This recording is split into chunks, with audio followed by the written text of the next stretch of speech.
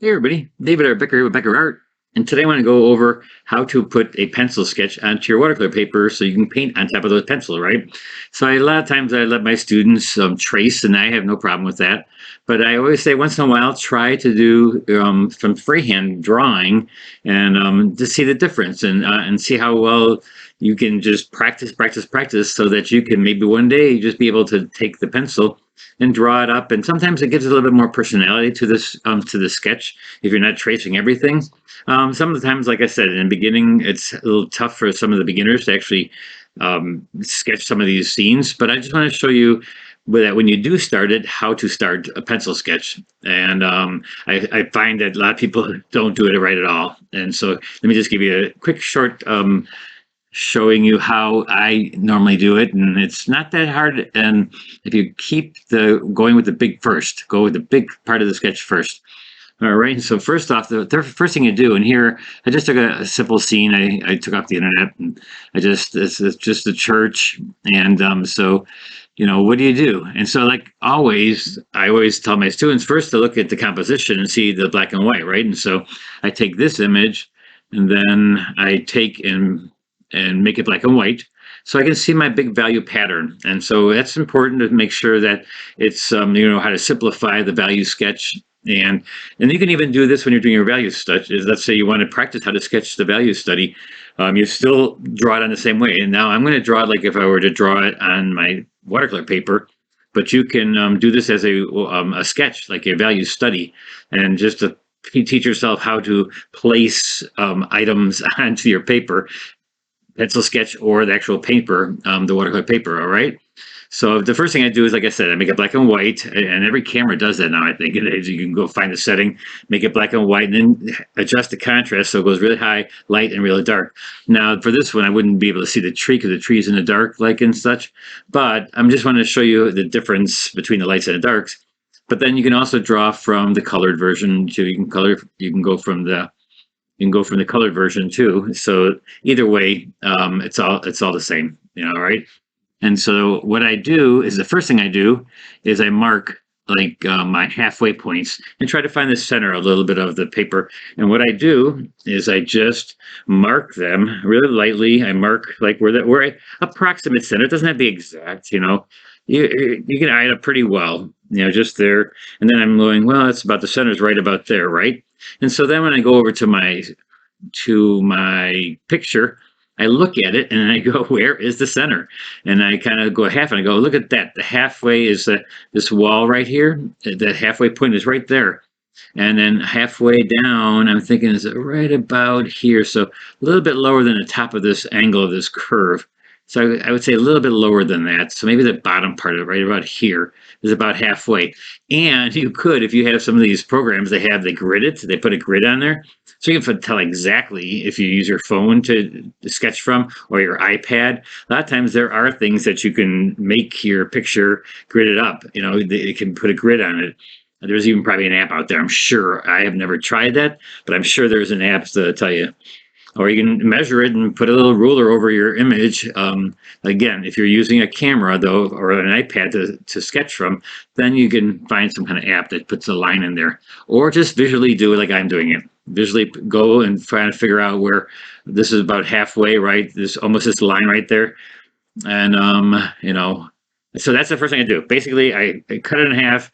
Some people do like a half of that, make it in, quarters, and you do it in quarters.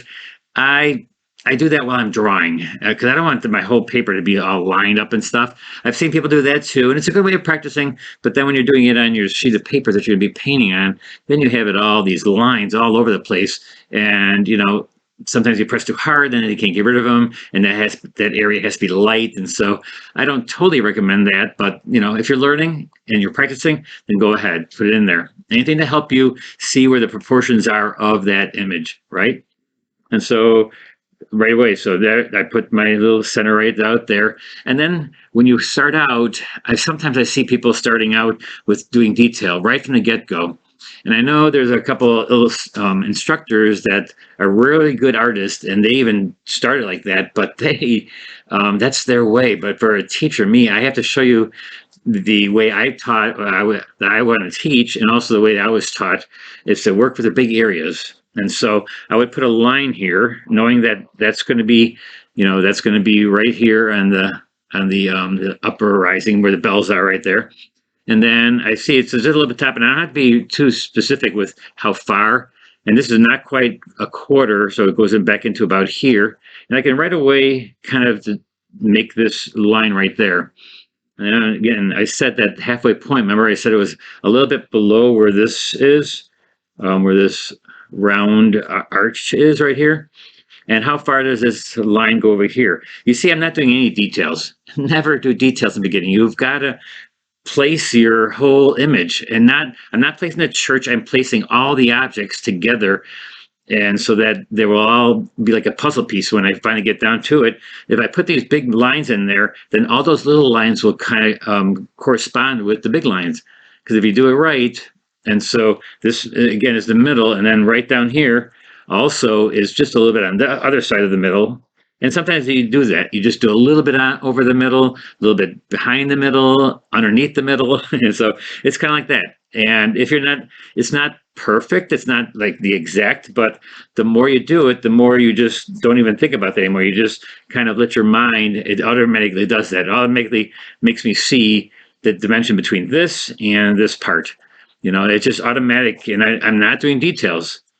And so at the top of, let me just show so then I take the top of, like, where is this top right here? The part where it's curved up on top. And so if this is half, the quarter is about where the bell light things are, kind of, that's about a quarter. And so a little bit underneath that. And so I'm thinking, that if that's center, right? And then just a little bit above that, not quite quarter. And so not quite quarter would be around, maybe around here. And then I still got to finish these little lines. And so that is about right there. And so maybe even a little bit less than that. And then, yeah, it just takes time. And then I have my new rubber eraser. I make a little mistake. I just write out right away. And I make little hits, little marks to kind of identify where those shapes are. And then this goes down here again on the inside. And how far down does this thing go? To about, that's half, about almost quarter, a little bit higher than quarter. And there's a straight line I see that goes right here. So I'm looking for perspective too at the same time. And this goes about right about there. Then it goes out and a little angle, right? So that's that part. This is a little pillar that's holding this building up, or this front of this archway up. And I said, what did I say? This was the inner, so I'm going to go for the outer part. The outer part, and just going to kind of make that. And again, I'm actually going too detailed right now. I shouldn't be doing that. I should be going on and trying to figure out where all the other things are. And so this is a little bit wider. And so this is half, a little bit on the other side of half. I'm going to put this mark here for that little angle that kind of goes here and back up to this arch. And this arch, and there is perspective in this, but getting the perspective on the arch that's a little bit tricky. But you can just, I kind of see it. You can kind of see it, and you just put it into account as you're drawing. And the more experienced you are, the more you do that kind of thing. You're just kind of, you don't have to get exactly, that this is going to be shorter here, because the perspective is that these lines are going down, and so I'm going to hit this line, this arch right up here. And where's the middle? It would be the highest part. And then this kind of comes down faster because it's like on a perspective. And then the actual line, and what I would do sometimes is take my pen and go like an angle. I kind of work the angle, and I put it right over my photograph. Can't do it here because it's behind, but I would just place it on there. Or when you're outside, you place it in front of your eyes and look at that angle, and then project it over to this side. So then you just put it on. And then you put this part on, and then I'm going to put no, let's not get into the details yet. Again, because I really want to show you that you don't want to get to the details. So the top of this, if I go straight across, this is a little bit higher. And then it goes down, down, down, a little farther down. And get these angles, they have to be, look at them and check them. Check them twice, just to make sure before you do anything hard. I'm just doing really big objects, right? I'm not doing anything small, no details yet. And this little indent right here, that points to this, and this points right to this part of the wall and right up the center. Now, the more of these things you get in, it's like you finish more of the puzzle. It gets easier and easier because then you can take other things that you're already drawn down and measure from those points. And so this coming straight down is also where the edge of that building is. And then that can go and goes up one step and then down. And this is kind of going back. And sometimes I get to the point where I'm just sitting there then, and as I'm drawing, I may count the number of stairs, or I may not, depending on how detailed you want to get. I may count each one of those steps and go really close, go 1, 2, 3, and try to get them all in. But for this exercise, I'm just going to show you that I'm just going to put lines there.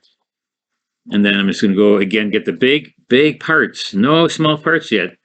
And then this goes back, and there's a line that goes right from this edge of the thing. Oh, another thing, before you even get started anything, you have to make sure that your paper is the same proportion as your paper, as your photo. If it's not, it'll still work, but you're gonna kind of stretch out or make it skinnier, your objects, because it still works. But then if it's not the same proportions, then you'll make it skinnier, because actually if you look at this, my photo is a little bit skinnier than the proportion of my paper. So it's going to pull it out a little bit. So it's going to be a little bit wider. I still go for the half and all that stuff, but it'll still make it fine. It's at the bottom of the stairs. There's a little part of the tree. And then you go up, and it goes up to about almost this part right here. And this goes really fast once you start working it, and once you start getting all these lines in there. And there's a little shadow right here.